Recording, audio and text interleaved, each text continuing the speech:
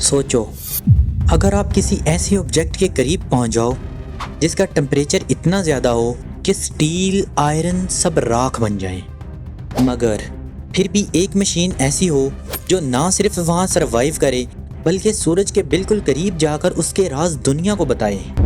हम बात कर रहे हैं नासा के पार्कर सोलर प्रोब की, वो स्पेसक्राफ्ट जो इंसानी तारीख में पहली दफ़ा सूरज को टच कर चुका है। आखिर नासा ने ये मिशन क्यों बनाया? सूरज हमारी ज़िंदगी का सोर्स है।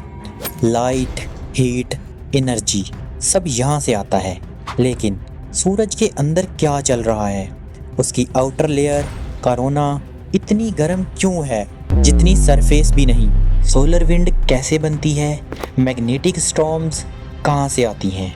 ये सवालात हज़ारों साल से साइंटिस्ट को परेशान करते आए हैं। इसलिए 2018 में नासा ने पार्कर सोलर प्रोब लॉन्च की।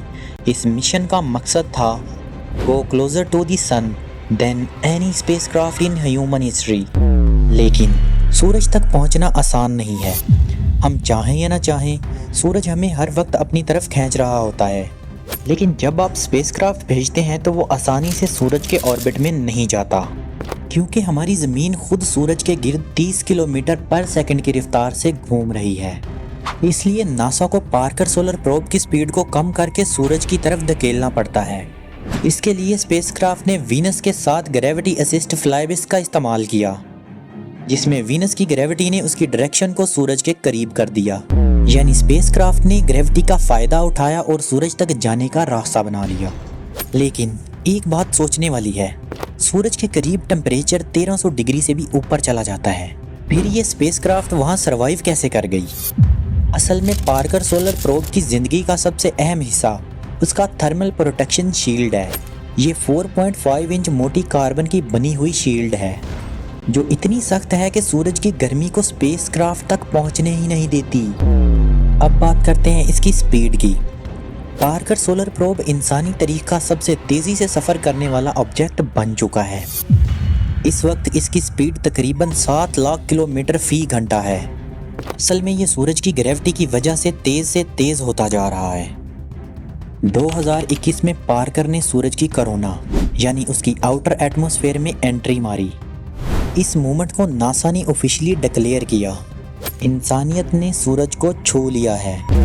पार्कर सोलर प्रोब ने कोरोना के अंदर जाकर इन चीज़ों की पैमाइश की।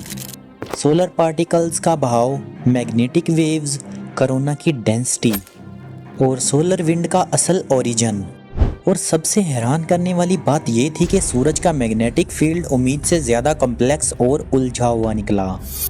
अब बात करते हैं सोलर विंड की।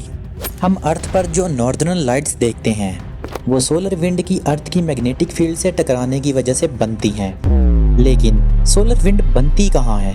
पहली दफ़ा पार्कर सोलर प्रोब ने कंफर्म किया कि सोलर विंड कोरोना के उन हिस्सों से निकलती है जहाँ से मैग्नेटिक फील्ड ओपन होती है, जैसे किसी पाइप से हवा बाहर आ रही हो।